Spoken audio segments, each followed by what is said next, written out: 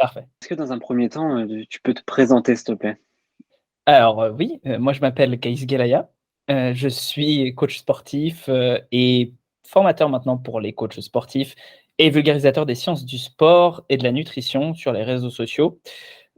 Bref, youtubeur, instagrammeur, voilà, connu entre guillemets, hein, parce que connu, est-ce qu'on peut dire à notre échelle qu'on est vraiment connu? Mais sous le nom plutôt de Geek and Fit sur les réseaux sociaux, voilà. Heu et puis dans l'ensemble, je suis, aussi, enfin peut-être avant tout d'ailleurs, sportif de haut niveau en kendo, qui est, ma discipline, mon art martial au départ et qui m'a intéressé en fait, à la enfin à tout le domaine, pardon, de la préparation physique et donc du coup, bah, par extension de la musculation et c'est comme ça en fait que je suis tombé dedans et que du coup j'ai fini par passer mes diplômes et cetera et finalement, me spécialiser sur certains aspects, dont l'hypertrophie, la transformation physique et aussi la préparation physique. Parce que, encore une fois, ce qui m'intéresse, c'est de devenir meilleur dans mon art martial au départ. Voilà. Juste Hem, rapidement, pourquoi, Vas-y. tu as choisi Geek and Fit? Alors, au départ, c'était parce que je voulais amener le sport à des geeks. C'est-à-dire que, je voulais me fonder sur de la pop culture pour, amener, et bien, un aspect sportif puisque moi j'ai toujours été beaucoup plus, nerd on va dire que, à fond dans le sport, enfin durant toute mon enfance en tout cas et en fait, bah, derrière ça a évolué. C'est-à-dire qu'au départ j'étais vraiment dans le côté, geek et fitness et puis finalement je me suis dit: «Est-ce que je ne serais pas un geek du sport?» Est-ce que je ne serais pas quelqu'un qui va nerder à fond sur les études scientifiques et cetera? Donc plutôt que de changer le nom de ma chaîne, qui était déjà bien entériné et puis en plus qui était, comment dire? Qui me semblait encore correspondre à ces valeurs-là, bah, j'y ai plutôt associé, ce côté un peu de nerd du sport. Du coup, moi, avant qu'on rentre dans des gros sujets, on va parler de sujets un peu, tout concernant. Moi, Mmh. j'avais suivi que tu avais sorti des programmes à prix libre Oui, et donc du coup, moi, je voulais revenir là-dessus parce que c'est quand même quelque chose qui est pas commun, tu me ouais, l'accorderas. oui. Est-ce qu'avec le recul, c'était une bonne idée? Et est-ce que tu arrives à finalement en vendre des programmes? Est-ce que les gens, ils arrivent pas, ils prennent et ils donnent rien en retour? Je suppose qu'il y a plein de gens qui arrivent, qui prennent et qui donnent rien en retour, mais c'est pas très grave. Pour 2 raisons. Déjà, la première, c'est que je propose aux gens de donner leur mail. Alors, c'est pas obligatoire. Ils peuvent tout à fait ne pas donner leur mail pour, ensuite être prévenus des nouvelles choses qui vont sortir. Mais comme je leur propose de donner leur mail, ça me fait une database de mails à chaque fois que je sors de nouveaux contenus. Sachant que je spamme pas les gens, hein. Quand je sors des nouveaux contenus, j'envoie 3 fois à peu près, enfin, j'entends par là nouveau contenu payant, j'envoie 3 fois à peu près, un mail en disant: «Voilà, là, il y a promotion, vous pouvez en profiter». Parce que je fais en règle générale une promotion ou 2 par an, voilà. Donc je leur dis: «Voilà, vous pouvez en profiter, telle période, c'est promotion. Si vous voulez, acheter des trucs, bah, c'est bien à ce moment-là» et c'est tout, en fait et ça me permet quand même d'avoir une base de données, clients qui soit intéressante pour moi. Mais c'est pas pour ça que je le fais, en fait, en réalité. C'est cool d'avoir ça, mais c'est pas pour ça et il y a des gens qui achètent d'ailleurs assez régulièrement. Chaque fois que je parle des programmes à prix libre, j'ai très souvent des gens qui viennent, après, bah, payer, hein. J'ai, quelques achats, alors je vais te dire peut-être j'en ai 5, 10, mais c'est pas, énorme, on va dire, mais ça représente quand même quelque chose, quoi, et dans l'idée, pour moi, ce qui est vraiment important, c'est qu'un programme qui n'est pas personnalisé, ça vaut rien. C'est un gimmick en fait, c'est quelque chose qui n'a pas d'intérêt, dans le sens où on peut en trouver plein sur internet. En plus, maintenant, il y a des trucs comme ChatGPT qui arrivent. Il peut y avoir des programmes pas personnalisés qui soient hyper simples à faire. Pour moi, vraiment, puis je sais pas, on peut citer par exemple les mecs de Stronger by Science qui ont donné des programmes, non personnalisés, de genre 27 templates de programmes non personnalisés et cetera. Franchement, il y a de quoi faire en fait, de façon gratuite sur internet. Moi, je le fais parce que je laisse un prix libre, parce que je me dis que les gens, si jamais ils ont envie de rétribuer le travail que j'ai fait, bah, il faut qu'ils le puissent et puis ça peut leur permettre de me rétribuer vis-à-vis d'autres conseils que je leur donne de façon généreuse sur les réseaux et cetera, hein. Souvent, il y a des gens qui me disent: «Bah, pour tout ce que tu m'as apporté, je vais te faire un don». Je dis: «Bah, passe par les programmes à prix libre, c'est la même chose, c'est le même, voilà, le même bouton» et d'autre part, heu eh bien, ça, comment dire? Je pense que ça peut aussi faire, tu sais, un peu un office d'un chapeau, tu sais, que tu donnes, à la fin d'une représentation et cetera. Mais, également, dans les programmes à prix libre que j'ai faits, je voulais apporter des programmes qui se faisaient pas habituellement. C'est-à-dire, mon premier programme, c'est pour quelqu'un qui fait exclusivement du poids du corps. Mon deuxième, c'est pour, je j'ai plus en tête l'ordre, hein, mais, mon deuxième, c'est pour quelqu'un qui a 45, 50 ans, un homme d'âge moyen, en fait, qui, a peut-être des blessures à certains endroits et qui a envie de se remettre à la salle. Donc c'est un côté un peu, pour accompagner là-dedans. Troisième, c'est pour les femmes, mais c'est axé, fessiers, donc plus, mais c'est comment dire? On essaie de se fonder sur les preuves scientifiques et quand même d'avoir quelque chose qui fasse bosser, quoi, qui soit pas du programme fitness bouti en 90 jours à la maison, sans poids, et cetera. Non, c'est un truc vraiment un peu hardcore. Et le quatrième, c'est quelqu'un qui, enfin, c'est un sportif en fait, de rugby et de jiu-jitsu, c'est-à-dire du grappling et du rugby. J'ai donné enfin, pas mal d'outils, on va dire, pour améliorer sa préparation physique.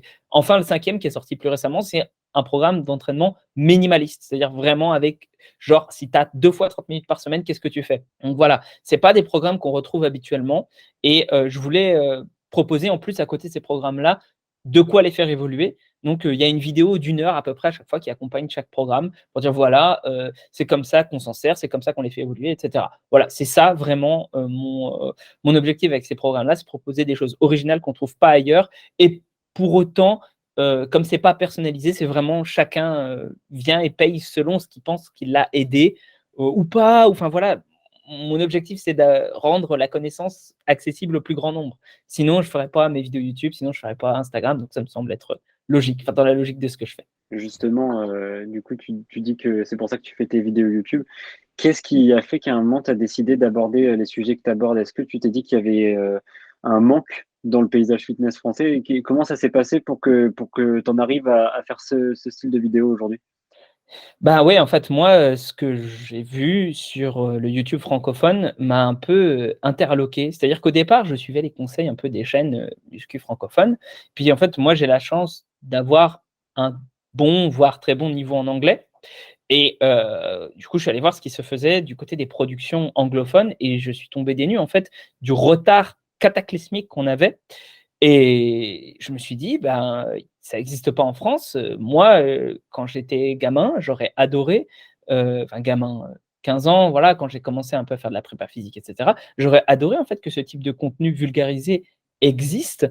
Donc je vais le faire un peu pour tous ceux qui ne peuvent pas forcément avoir accès à l'anglais, qui savent pas trop où chercher et cetera. Je vais essayer de rendre ça le plus accessible possible. Donc voilà, exactement, la connaissance accessible au plus grand nombre.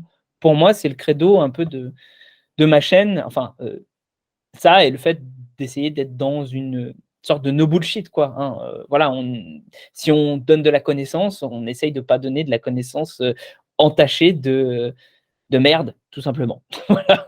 Mais du coup, ça va permettre de rebondir directement. Cette attitude no bullshit et cette idée de donner de la connaissance, ça t'amène à faire beaucoup de debunk. Oui, Ça heu, t'amène à faire beaucoup de debunk. Et est-ce que, alors, quand tu vas faire un debunk, avant de sortir la vidéo, est-ce que tu penses aux retombées négatives possibles? Des portes qui se ferment, des collaborations qui pourraient devenir impossibles? oui, j'y pense et j'oublie. C'est-à-dire que, en fait, je me dis que de toute façon, enfin, moi, toujours dans ma démarche de debunk, il y a toujours une empathie pour la personne que je débunk. J'essaye vraiment, le titre phare de mes séries de debunk s'appelle «Les stupidités du feed game». Je dis pas: «Ce sont les personnes débiles du feed game». Je dis pas: «Ce sont», enfin voilà, pour moi, tout le monde est capable de faire mieux, en fait et on peut tous aussi faire des erreurs. C'est pour ça que j'ai un épisode des stupidités du feed game qui me sont dédiés, en fait, aux erreurs que j'ai fait moi-même. Donc l'objectif, c'est d'avoir une certaine empathie, mais c'est, je le sais, extrêmement mal reçu par les gens, en fait, sur qui je fais ces épisodes-là. Parce que j'essaie de pas en faire plus d'un. hein, voilà, d'épisodes des Stupid Fig Games sur une personne. Bon, parfois, c'est pas possible, mais j'essaye. Et l'idée, c'est que, en fait, j'adorerais que les gens soient capables de remise en question, qu'ils se disent: «Ah ouais, il m'a pointé ces erreurs-là, bah, je vais y faire gaffe et je vais faire gaffe à faire mieux». En fait, les retours que j'ai, c'est pas du tout ça, c'est: «Il m'a attaqué personnellement, je le déteste et je prendrai même pas en compte ce qu'il a dit dans sa vidéo». Parce qu'en fait, ce qui est horrible avec ces personnes-là, enfin avec les gens que je débunk sur ce genre de sujet-là et voilà, c'est que faisant partie d'une industrie où finalement ils ont bien conscience d'être dans une industrie, ben, ils se disent que même revenir sur leurs paroles va les décrédibiliser et va faire baisser leurs ventes, va faire baisser leurs profits, va enfin voilà et du coup, bah, c'est pas bon pour leur image, donc ils le font pas et je trouve ça dramatique parce qu'au départ, ils disent qu'ils apportent de l'information aux gens, donc qu'ils essaient de donner des conseils et cetera et dès qu'on leur donne un moyen de faire mieux, de donner de meilleurs conseils, bah, ils disent, «Non, non, en fait, finalement, c'est pas ça qui compte. Ce qui compte finalement, enfin, ils montrent par leurs actes, en tout cas, ils le disent pas, mais ils montrent par leurs actes que ce qui compte, c'est de vendre. C'est pas de donner des conseils». Et là, du coup, si on rebondit, tu as fait une vidéo, sur Nassim là, très récemment, alors que tu avais déjà collaboré avec lui, avant. Est-ce que ça rend du coup, la vidéo plus difficile à faire? Bien sûr, ça rend la vidéo bah, en fait, ça fait un petit moment que je vois que Nassim fait de plus en plus de contenu très approximatif niveau scientifique et moi, pour moi, enfin, ça rend la vidéo difficile à faire parce que je me dis: «C'est quelqu'un, je l'ai rencontré en vrai, je sais que c'est pas quelqu'un de mauvais». Voilà, hein, j'ai pas cette impression-là qu'il soit particulièrement méchant ou quoi que ce soit, mais pour autant, est-ce que je fais passer lui, cette personne unique qui doit très bien vivre sa vie, hein, avec ses 800 000 abonnés, ses stages payants et cetera, avant de la désinformation de masse? Bah, je peux pas en fait faire ça et j'adorerais qu'une autre solution soit possible. C'est-à-dire que quand je fais un debunk de façon globale, c'est parce que tout le reste, soit ça a échoué, soit je sais que ça va échouer. Dans le sens où, par exemple, typiquement Nassim, j'ai fait une collaboration avec lui. Donc je me dis: «Bah, ses DM sont ouverts». Je peux lui envoyer un message et lui dire: «Là, tu as déconné. C'est pas, voilà, peut-être qu'il faudrait que tu le prennes en compte». Même s'il le dit pas à cette vidéo-là, c'est pas grave. Les gens ont la mémoire courte. En règle générale, il peut refaire un sujet le même 6 mois plus tard. Bah, peut-être qu'il saura de nouvelles choses et qu'il va pouvoir se mettre à jour et donc du coup, dans un avenir un peu plus lointain, il se corrigera. Mais si la communication est totalement rompue, c'est-à-dire qu'il répond pas à mes messages, il a répondu à 1 ou 2 messages au départ, voilà, autour des collaborations. Il répond pas à mes messages parce qu'en fait, à chaque fois, je lui dis: «Tu sais, là, tu as pas dit des trucs, vraiment ouf, quoi» et je pense que ça doit le gonfler, enfin, j'en sais rien. En tout cas, il doit se dire: «Peut-être il est prétentieux, machin, de me dire ça» et cetera. Enfin, en tout cas, il corrige pas ou il fait même pas l'effort de répondre. Bah, je me dis: «À un moment, il faut bien que je fasse quelque chose. Il faut bien que je fasse un truc» et donc je fais ce debunk-là et c'était particulièrement important avec Nassim parce que, il y avait toute cette affaire avec Marchais et en fait, j'ai été un peu choqué parce que je laisse un commentaire sous sa vidéo, parce que je pense qu'il faut s'exprimer publiquement vis-à-vis de Marchais et cetera. Marchais en particulier, hein, je ne parle pas de Marchais et cetera, en fait. Je devrais dire Marchais en particulier, puis c'est le seul, à ma connaissance, de tous les youtubeurs, fitness qui est un idéologue revendiqué. C'est-à-dire c'est quelqu'un qui va vraiment dire: «Voilà, je fais mes vidéos, heu, même mes vidéos fitness et cetera, c'est pour faire passer un message politique». S Encore que ça ne me dérangerait pas tant que ça, si jamais c'était pas en plus lié au fait qu'il a quand même beaucoup d'acquaintances avec l'extrême droite et qu'il n'a jamais démenti le fait d'avoir fait partie de, groupuscules néo-nazis. Donc pour moi, vraiment, alors je sais, c'est enfin voilà, ça va choquer des gens. Pour moi, le nazisme, c'est non. Après voilà, c'est quelque chose de voilà, je sais que c'est pas très consensuel apparemment, hein, aux commentaires de ma dernière vidéo, mais pour moi, le nazisme, c'est non. Donc j'avais fait un commentaire sur la vidéo de Nassim.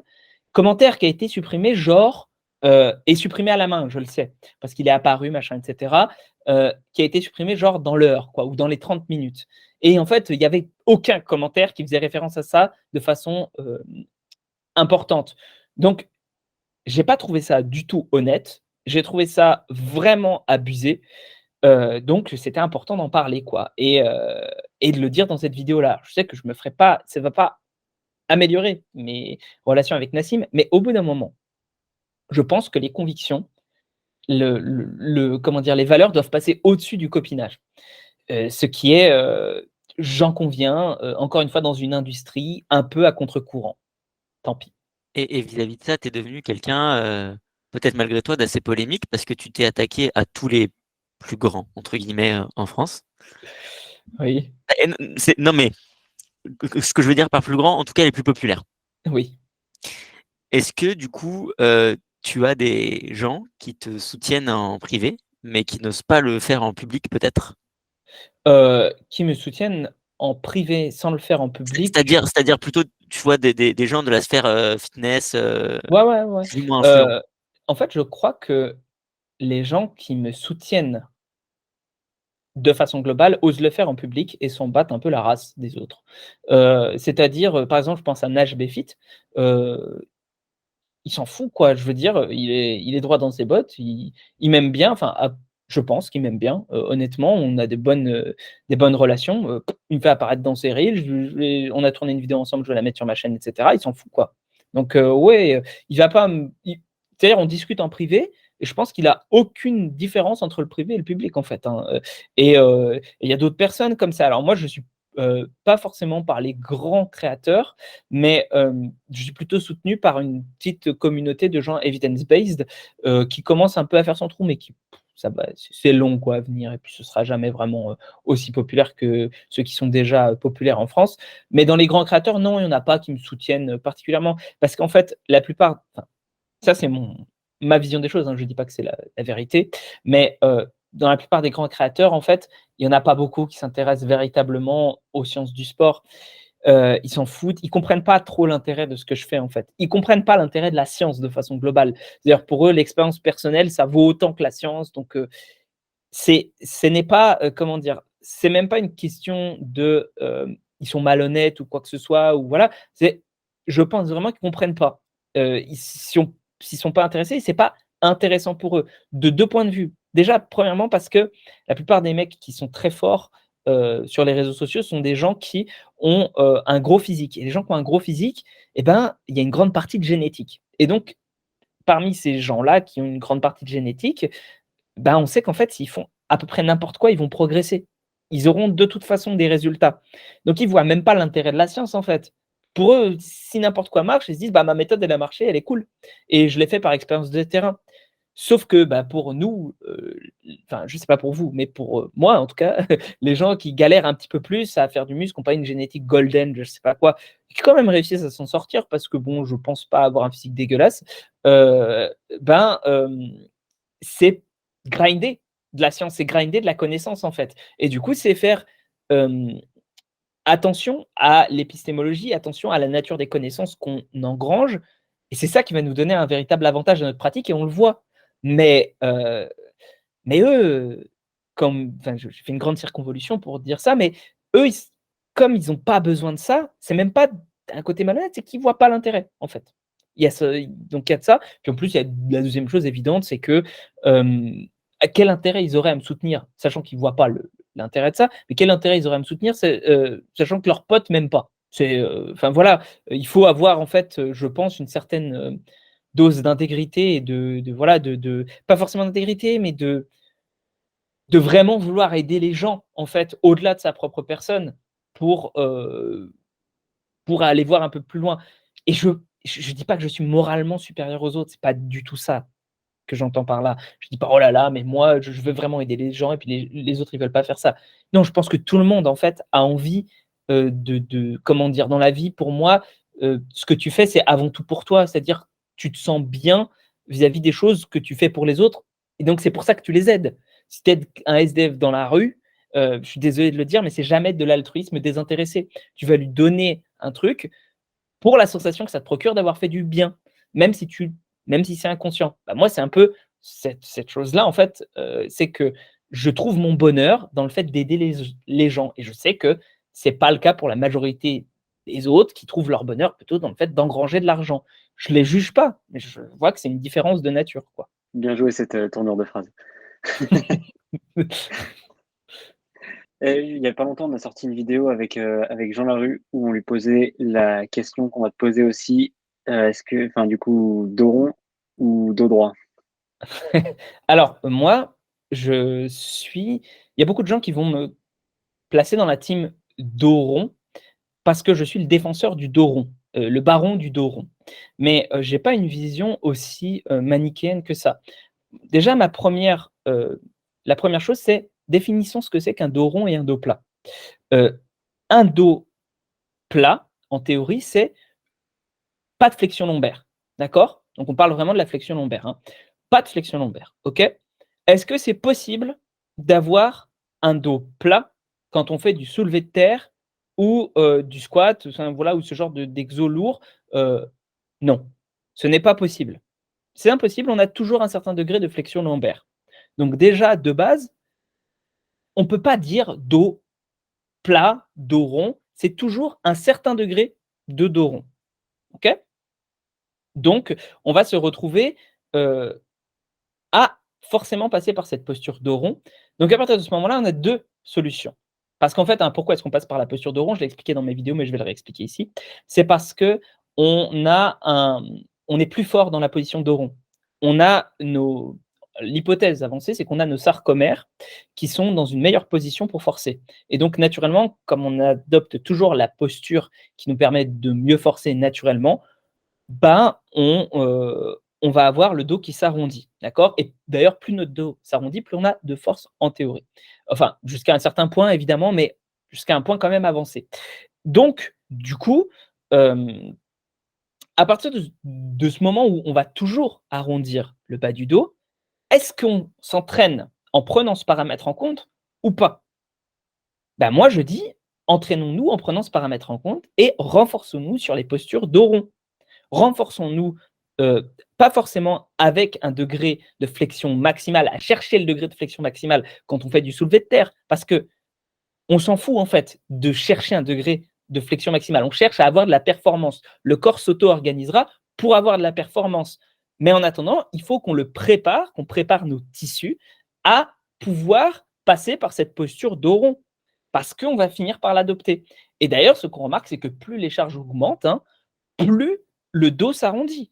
Chez les, lifteurs de très haut niveau, je n'en connais aucun qui a un dos droit. Ça n'existe pas, en fait. Et même d'ailleurs, ça je trouve ça marrant, c'est que je l'ai montré dans ma vidéo, sur le dos rond, même Delavier qui est l'avocat du dos droit de je ne sais pas quoi, en fait, quand il soulève 200 kilos, bah, son dos, il est arrondi et c'est comme ça pour tout le monde. Donc du coup, ben, moi je dis: «Préparons nos tissus» et c'est pour ça que je suis l'avocat du dos rond. C'est parce que comme on va passer par là, préparons nos tissus et je pense qu'il faut aussi, et ça c'est très important, deuxième chose, deuxième élément, pourquoi est-ce qu'il faut insister sur le fait d'intégrer du dos rond? C'est parce qu'à force de dire aux gens: «Vous devez avoir le dos plat pour ne pas vous faire mal», le dos droit, le dos plat, tout ce que vous voulez, et ben, ils finissent par comment dire? Se faire peur en fait, avoir de l'anxiété vis-à-vis de ça. Cette anxiété qui fait que, même s'ils n'ont pas d'atteinte structurelle, ils auront mal au dos et le nombre de personnes qui m'ont fait des retours en message privé et cetera, qui m'ont dit: «Mais en fait, depuis que je t'ai écouté, que j'ai intégré même un peu de dos rond dans mon entraînement, j'ai 10 fois moins mal au dos», il est ahurissant en fait et je dis encore une fois, pas aux gens d'en faire comment dire? L'ultime graal de leur vie. Ça fait partie d'un tas de trucs. Ça fait partie d'une dédiabolisation aussi, par exemple, des, genoux, qui passent devant les pieds. Ça fait partie de la dédiabolisation, encore une fois, du développé nuque, du tirage nuque et cetera. C'est juste, en fait, laissez-vous vivre. Arrêtez de penser que votre corps est fragile et c'est tout, quoi. Et ça, pour le coup, ça oui, ça je le défendrai tout le temps. Faites du dos rond, heu, ouais, je suis plus team dos rond dans ce cas-là, heu, parce que, bah, vous avez le droit de bouger en fait dans tous les sens et c'est même ça qui va vous aider à mieux vivre. Voilà. Est-ce que je peux rebondir et me faire l'avocat du diable? Ouais, bien sûr. C'est même pas l'avocat du diable, c'est qu'on a reçu, plusieurs, autres, personnes, du «fit game» entre guillemets, avant Ouais. et ils nous disaient qu'ils étaient pas alors en position modérée, ils nous disaient qu'ils étaient pas fondamentalement contre le dos rond, mais simplement que l'argument que de le préconiser sur des personnes non instruites, c'était dangereux parce qu'il y avait trop de si on renforce, si on adopte une bonne posture, si on a une flexion pas trop importante, alors oui, ils l'auront. Mais étant donné que la masse de la communauté n'est pas forcément instruite, alors ça deviendrait dangereux de... Tu l'entends cet argument ou pas du tout? C'est un argument qui est vraiment à chier, hein. C'est l'argument que se donnent les gens qui veulent adopter une posture modérée. Parce qu'en fait, ils veulent faire croire qu'ils sont modérés, qu'ils ont lu, qu'ils sont un peu à l'entre-deux. Mais c'est un sophisme du juste milieu. C'est-à-dire, grosso modo, oui, principe de précaution, tout ça. Non, parce que je veux voir les preuves qu'avoir un dos plat protège plus des blessures qu'avoir un dos rond. Je veux voir les preuves. Elles n'existent pas. Il n'y a pas de preuve de ça. Donc, dire aux gens, oui, ils ne sont pas assez instruits pour faire ça, bah, dans ce cas-là, ils ne sont pas non plus assez instruits pour du dos droit, en fait. Parce qu'il n'y a pas de preuve qui va dans un sens ou dans l'autre. Donc, pour moi, on doit laisser les gens tranquilles et la seule chose qu'on doit leur dire, c'est faites-le avec progressivité. Faites-le avec progressivité. C'est ça qui va faire que vous adopterez des tissus, enfin, vous aurez des tissus qui seront mieux préparés. C'est tout. Il n'y a pas de si, machin. C'est, en fait, je trouve ça hyper prétentieux. Mais enfin, t'es qui pour dire que les gens sont des débiles? C'est à un moment, les gens sont pas des débiles en fait. Le corps humain, il est pas, enfin voilà, il est pas fragile. C'est, enfin en fait, ce que je trouve fou, c'est qu'il y a encore des gens qui aient ce type d'argument-là, alors que toutes mes vidéos sur la question sont sorties où j'aborde plein de fois ce point-là. Donc ça veut dire qu'ils n'ont pas vu les vidéos en fait, qu'ils se positionnent dans ce débat-là sans avoir rien vu, sans s'être renseignés en fait. C'est juste parce que ça leur semble être pas trop mal. Non. Et ça fait partie des erreurs de logique qu'on a beaucoup dans la communauté du fitness, c'est-à-dire se fier encore une fois à son expérience personnelle et pas aux données. Aux données qui sont relativement claires, hein. Là, ce que je cite là, c'est un truc qui est sorti en 2021, qui a été fait par Howie et Lehman, donc qui sont les deux grands spécialistes sur la question, une revue de littérature, etc., qui disent que bah, finalement, on ne sait pas. Et donc, c'est à laisser à la juste décision du coach. Enfin, voilà quoi. C'est pas. Enfin, voilà. Bref. Mais comment ça se fait qu'il n'y ait pas d'études là-dessus? Comment ça se fait alors que j'ai l'impression que c'est le plus gros débat qu'il y a depuis quelques années en muscu. Il y a personne qui s'est dit bon, bah, on va tester. Mais en fait, il y a des études qui ont été faites dessus, déjà sur plein de sujets différents. Sur notamment la question de, bah, par exemple, prenons, il y a une étude, je me souviens à ce sujet-là, tu prends des personnes et tu leur dis, soulevez un truc au sol, voilà, sans leur donner de technique particulière. D'accord? Et en fait, on remarque que les gens qui ont déjà mal au dos vont garder un dos plus droit et vont plier les jambes. Les gens qui n'ont pas mal au dos vont adopter une posture, ils vont plutôt courber le dos. Et en fait, on a aussi d'autres études qui ont été menées là-dessus. On a par exemple des gens font, qui sont dans les aéroports, là, c'est les bagagiers, en fait, ceux qui soulèvent des bagages toute la journée. Ben, on a regardé les techniques de prédilection de ces bagagiers-là. Et en fait, on s'est rendu compte qu'il n'y avait pas de différence de blessure s'ils étaient dos droit ou s'ils courbaient le dos. Et pourtant, ils en soulèvent du poids toute la journée, quoi. Pareil, on a une méta-analyse de, il me semble, 77 études sur la question de est-ce que les consignes sécurité au travail, donc c'est-à-dire avoir le dos droit, hein, basiquement, hein, on parle notamment du dos droit, ont un impact sur les blessures. Non, il n'y a pas d'impact sur les blessures des stages sécurité prévention du travail. C'est-à-dire que si on dit aux gens gardez le dos droit, ils se font blesse pas moins. Et on pourrait supposer quand même si tout le monde ne le fait pas, qu'il y ait des, comment dire, des gestes qui soient adoptés quand même suite à un stage. Ben non. Et en fait, quand je dis on n'a rien dans la littérature, c'est pas, il n'y a aucune étude, c'est qu'on n'a rien dans la littérature d'un point de vue empirique qui nous laisse penser qu'il y ait plus de blessures sur le dos rond que sur le dos droit. Et s'il y en a de temps en temps, parce que je me souviens qu'il y avait peut-être eu un truc sur des strongman ou quoi que ce soit, c'est hyper anecdotique et on ne peut pas l'attribuer à autre chose que du hasard. Voilà. On n'a pas assez de données pour dire est-ce que c'est pas du hasard, c'est pas dû à ça. Donc, c'est pour ça que ça me fait bien marrer quand tu as un mec ou deux qui viennent me voir et qui me disent j'ai adopté ta posture dos rond. Déjà, ils ne l'ont pas fait avec progressivité. Hein. La plupart du temps, ils ont commencé à y aller comme des bourrins en dos rond.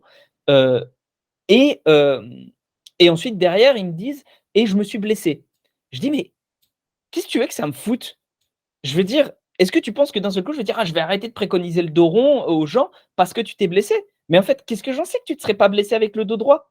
Est-ce que tu n'as pas eu un volume d'entraînement de timbré? Est-ce que, enfin, ça ne veut rien dire en fait.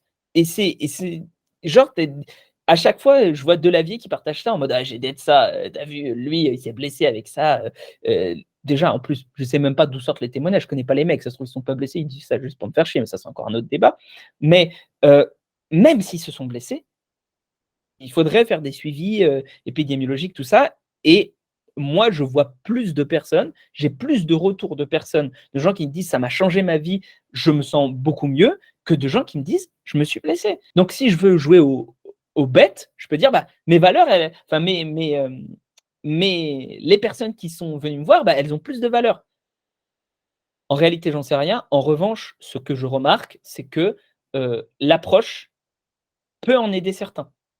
Là où on ne peut pas savoir s'ils sont blessés à cause de ça ou pas, mais on peut voir que l'approche de pas diaboliser le dos rond peut en aider certains. Pour moi, c'est un net avantage du coup pour le dos rond. Enfin bon, bref. Et est-ce que dans un futur proche, moyen ou lointain, on Ouais, pourrait imaginer un débat réel oui. en face à face, toi avec Delavier, un vrai débat d'arguments et pas où il y a des noms d'oiseaux. Alors, est-ce que vous avez vu déjà le premier débat qu'il y avait eu chez Zioclo? Personnellement, non, je l'ai pas vu. Alors, il y a eu un débat et je vous invite à le regarder où j'ai exposé de façon, on va dire, rigoureuse, en tout cas je l'espère, et avec beaucoup de calme et de sérénité mes arguments. J'ai essayé d'écouter ceux de Lavier. En fait, ce qui s'est passé, c'est que 80 du temps, il ne voulait pas me laisser parler, donc on était obligé de couper son micro. Il partait sur des hors-sujets, il répondait pas aux arguments.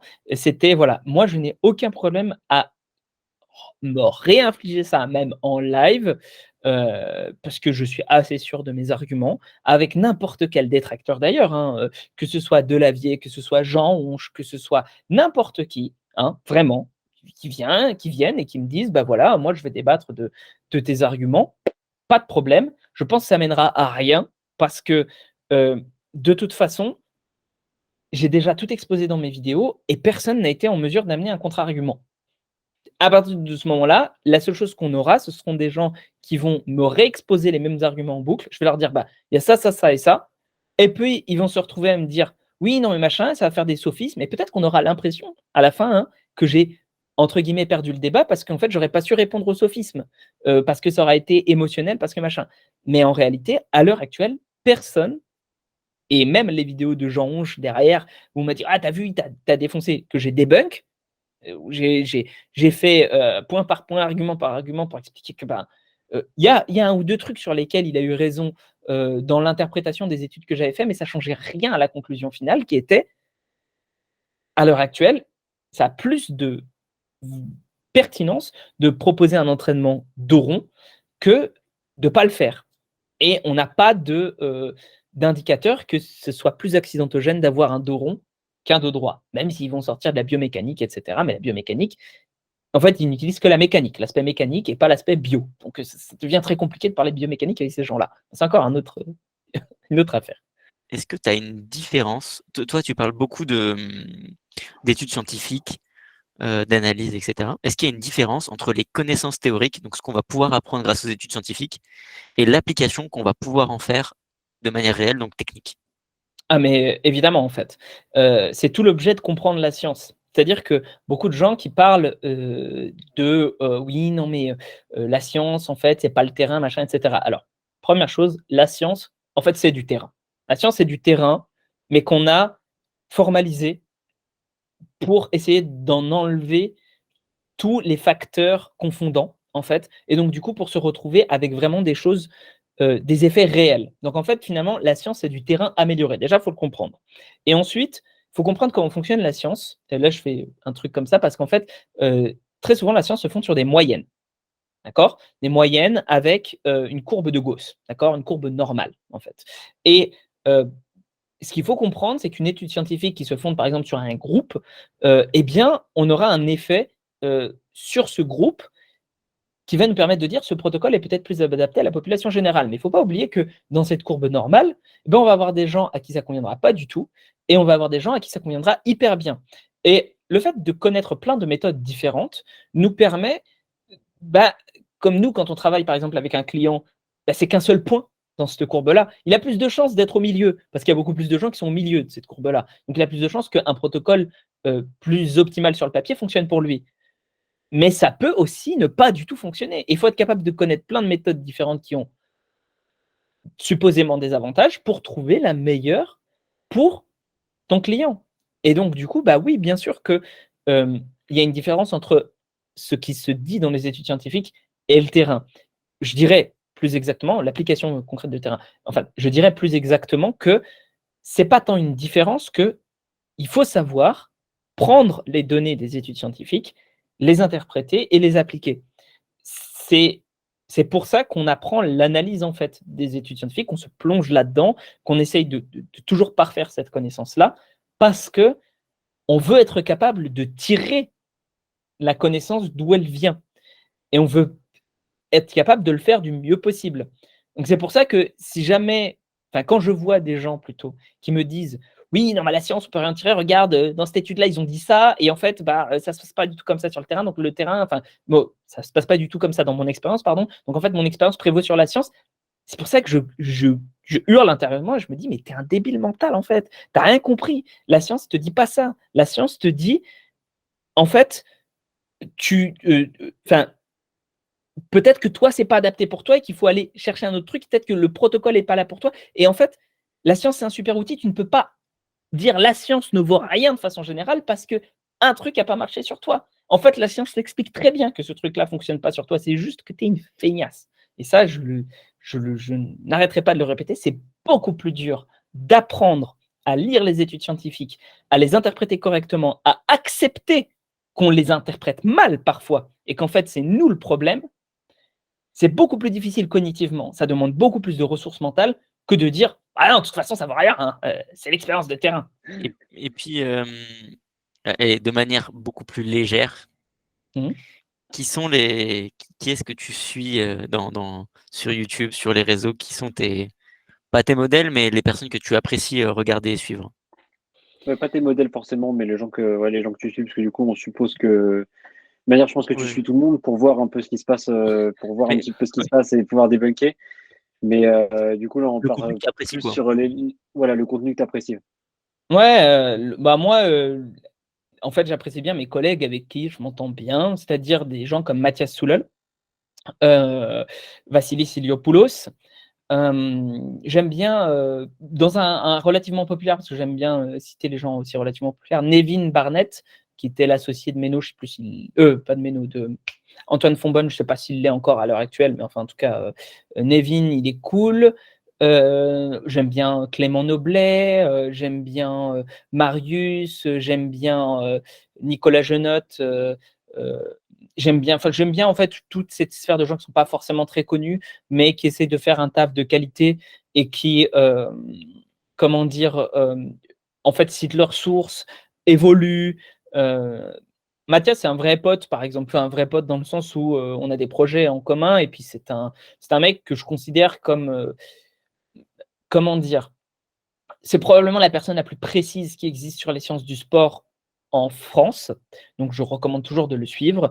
Heu, enfin, je pense avoir sur certains points, plus de diversité, dans ce que je connais parce qu'en fait, lui est extrêmement précis, mais donc du coup, il va prendre une étude par une étude, lire l'étude, machin, tout décortiquer, savoir exactement ce qui se passe dedans. Là où moi, j'ai beaucoup plus tendance à me reposer sur le nombre. C'est-à-dire, je vais voir une étude qui va dans ce sens-là, je la lis, hein, relativement précisément et potentiellement beaucoup plus précisément que l'essentiel des gens qui lisent des trucs, des études scientifiques sur les réseaux, mais on ne va pas encore attaquer tout le monde. Mais dans l'idée, je la lis avec relativement de précision, mais je ne vais pas prendre les détails statistiques. Ah oui, là, tu as vu, en fait, ça a l'air bien rond comme moyenne. Peut-être qu'il y a eu une fraude, etc. Non. Ce que je vais faire, c'est je vais lire les trucs, je vais lire les résumés, je vais lire la discussion, je vais lire le machin, et ensuite, je vais le mettre dans un coin de ma tête et de me dire, je lui donne pas un poids énorme, mais elle va potentiellement dans cette direction globale de la littérature. Et en fait, j'en lis tellement, j'en lis plein, que du coup, après, j'arrive à faire des paquets globaux et me dire, ouais, ça va dans ce sens-là, ok, je fais à peu près confiance à ça. Ceci étant dit, c'est très intéressant d'avoir l'analyse de Mathias qui, lui, parfois, il ne va pas lire autant de papiers. En revanche, il va tellement les décortiquer qu'en fait, il va mettre à mal ce que je pensais être une direction de la littérature. Typiquement, on en avait discuté au niveau de l'activation de la potentiation post-activation, donc la PAP. Pour moi, en fait, la PAP, c'était un phénomène. Il m'a montré une revue de la littérature, un truc, machin, etc. En fait, c'est pas du tout le phénomène auquel je pensais. C'est plutôt la PAPE. En fait, donc, tu vas me dire, on s'en fout, c'est juste une lettre près. Oui, mais en fait, non, parce que il n'y a rien qui me permet maintenant, à l'heure actuelle, de supposer que la PAPE est un vrai effet qui existe au-delà d'un simple échauffement. Donc, ça fait quand même, c'est énorme, vu le nombre de personnes qui parlent de potentiation en disant waouh, c'est une super méthode et tout. C'est peut-être pas une meilleure méthode qu'un échauffement standard, quoi. Donc, c'est très intéressant d'avoir des personnes comme Mathias, justement, enfin, en fait, on a aussi des analyses diverses, et puis des fois on n'est pas d'accord, et puis on finit par tomber d'accord sur des trucs. Enfin bon, bref, c'est quelqu'un avec qui un jour on fera des trucs, et je pense que ce sera cool, donc à chaque fois j'en parle et je le mets bien en avant. Voilà, et après au niveau des gens peut-être anglophones, peut-être ça vous dit que je vous dise des noms aussi, au niveau des gens J'écoute. anglophones, pour moi le dieu, vraiment, et d'ailleurs avec Mathias on est d'accord là-dessus, c'est Greg Knuckles. Greg Knuckles de Stronger by Science, pour moi c'est le dieu de la muscu, mais je plaisante pas. C'est-à-dire que il m'arrive de temps en temps de me dire, je travaille pour être au niveau de ce mec-là. C'est un tueur. Il m'est arrivé 1 ou 2 fois de relever une erreur dans ce qu'il a fait. J'étais, oh, je suis trop fort. Mais c'est tout, quoi. Le mec est assez imprenable sur tous les sujets. C'est un monstre en statistique, c'est un monstre en biomécanique, c'est un monstre partout.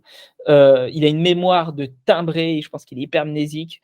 Et Eric Trexler, du coup, qui est son associé, c'est pareil, hein, ils sont super. Toute la team de masse, hein, de façon générale, Eric Helms, Michael Zodos, ce sont des gens géniaux. Moi, j'ai un abonnement à vie à masse, voilà. Il faut le savoir. Hein. J'aime bien aussi les Chris Bursley. Alors, il ne dit pas que des trucs vrais, Chris Bursley, mais son approche est toujours intéressante. J'aime Manon Selman, c'est pareil. Manon Selman, il se perd des fois dans ses biais de confirmation, mais c'est un type bien quand même. Ça reste quand même intéressant ce qu'il a à dire.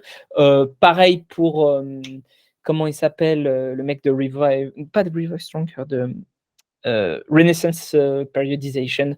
Mike Israetel, c'est pareil, il a un peu ses biais, mais il reste quand même intéressant. J'avais suivi Coach Kassem aussi, que je trouvais cool, mais à chaque fois, tu trouves des biais, mais en fait, ce sont des gens cool. Andy Galpin, enfin voilà, j'en ai plein. Galpin, d'ailleurs, ça doit se dire. J'en ai plein, vraiment. Voilà, je partage souvent leur contenu sur Insta, parce qu'en fait, il y a plein de gens qui pensent que je fais que du debunk et tout. Faut savoir que peut-être tous les jours, quasiment, je partage des tonnes de posts Insta que je trouve hyper intéressants de gens comme ça, quoi, justement. Moi, quand tu as dit, moi, mon exemple anglophone et tout, j'aurais adoré qu'au lieu de Greg Knuckles, tu me répondes Jeff Cavaliere, ça aurait été extrêmement drôle. Ah non, pas Jeff Cavaliere. Pourtant, ça aurait été vraiment marrant. Ouais, pourtant, Jeff Cavaliere, si tu veux, on lui tape dessus et tout, et c'est vrai qu'il a raison sur certains trucs, parce que voilà. Mais je pense que c'est pas un mauvais entraîneur. Je pense en revanche qu'il prend ses opinions pour la réalité, mais ça doit pas être un mec qui entraîne mal les gens qu'il a. Voilà, je pense qu'il faut faire la distinction. Alors qu'il y a pas mal de gens en France, je suis pas sûr si ce sont des bons entraîneurs ou pas. Je ne vais pas en dire qu'ils sont mauvais. Hein. Je pense qu'il y a moyen qu'ils soient bons, mais je suis moins sûr de ça qu'un Jeff Cavaliere. Moi, surtout, ce qui me faisait rire, c'est qu'il est devenu un mème en fait de lui-même. Ouais. Ouais, ouais, ouais, ouais. Ne fais pas ça, tu vas tuer tes gains et puis absolument Ouais. tout et son contraire. Je Oui, pense oui, que tu as dû les exactement. voir ces trucs-là, donc Mais bien sûr, s'il il est, arrange tout. je le suivais, très assidûment. Moi, je le trouvais génial. C'est un peu comme Scott University, je le trouvais super et en fait, plus j'avance, plus les gens qui ont une approche uniquement, mécanistique et pas du tout, axée sur le côté bio, ça me semble être, c'est j'aime bien à chaque fois utiliser cette analogie-là des grosses ficelles. C'est-à-dire de dire, en fait, heu, il y a des grosses ficelles derrière ce qu'ils disent, donc ça va peut-être marcher, enfin ça va très certainement marcher, mais en fait, il y a besoin que ce soit aussi précis que ce qu'ils racontent, hein. C'est comme si on te disait, voilà, pour faire une addition, enfin non, attends, il faut que je trouve une analogie qui s'y prête, parce que là, j'ai pas le bon truc, mais ce serait, hem, oui, voilà, ce serait comme si en fait on tu pensais qu'il faut absolument te faire une assiette, d'un restaurant étoilé pour te nourrir. Tu en as pas besoin en fait. Tu tu tu peux bouffer à peu près n'importe quoi, ça te suffit à te nourrir. C'est juste l'action de te nourrir qui va te redonner plus d'énergie en fait, pour vivre. Mais tu as pas besoin de manger un plat de restaurant étoilé. Et ben, c'est un peu ils essayent un peu de mettre cette espèce de complexité-là autour d'un truc qui l'est pas nécessairement. Maureen, je sais pas si tu as Écoute, d'autres questions. non, justement, c'est ce que j'allais dire. Je sais pas si toi, tu en as d'autres, Julien. Je crois qu'on est Non, allé, moi j'en ai une dernière, mais c'est plus une question libre. C'est est-ce que tu as envie d'aborder un sujet qu'on n'aurait pas abordé, mais qui te semble important? Non. Si, non, moi j'ai envie de dire un truc quand même pour finir. C'est-à-dire, enfin, pour moi c'est important, c'est s'il vous plaît, pardon, et je m'adresse aux auditeurs, du podcast, hein, ne n'accordez pas du crédit à quelqu'un, heu, vis-à-vis de ce qu'il dégage, d'un point de vue sympathie, d'un point de vue musculaire et cetera. Accordez plutôt du crédit à quelqu'un s'il est capable, avant toute chose, de se corriger. Pour moi, c'est le plus important. S'il est capable de dire: «J'ai fait une erreur, je me corrige». Si il est capable aussi de mettre du conditionnel, c'est-à-dire: «Il semblerait que» et pas: «C'est absolument comme ça». Si, cette personne-là, est, comment dire, cite ses sources, hein, je dis pas forcément de les mettre en description, mais au minimum de dire à chaque fois d'où vient l'affirmation qui est faite, d'accord?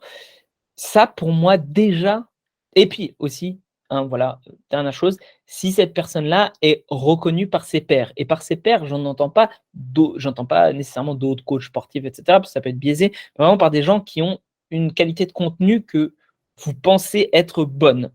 Si, entre guillemets, «ces 4 critères-là» sont respectés, pour moi, on est quand même on aura quand même plus tendance à avoir des gens de qualité et pour moi, c'est ça le plus important. On peut pas être expert en tout. On peut vraiment pas être expert en tout. C'est pas possible, en fait. Donc du coup, ça va être difficile de déceler, la crédibilité d'une personne en face de nous. Parce qu'on si on n'est pas expert, comment est-ce qu'on check ses affirmations? Mais on peut checker la façon qu'elle a de les dire et on peut être pas expert, mais en tout cas être mieux habilité à reconnaître les fausses informations, les ou les gens qui sont capables de faire émaner de fausses informations d'eux-mêmes. Voilà. Ok. Bah, écoute, merci beaucoup. C'est un bon mot de la fin, je trouve.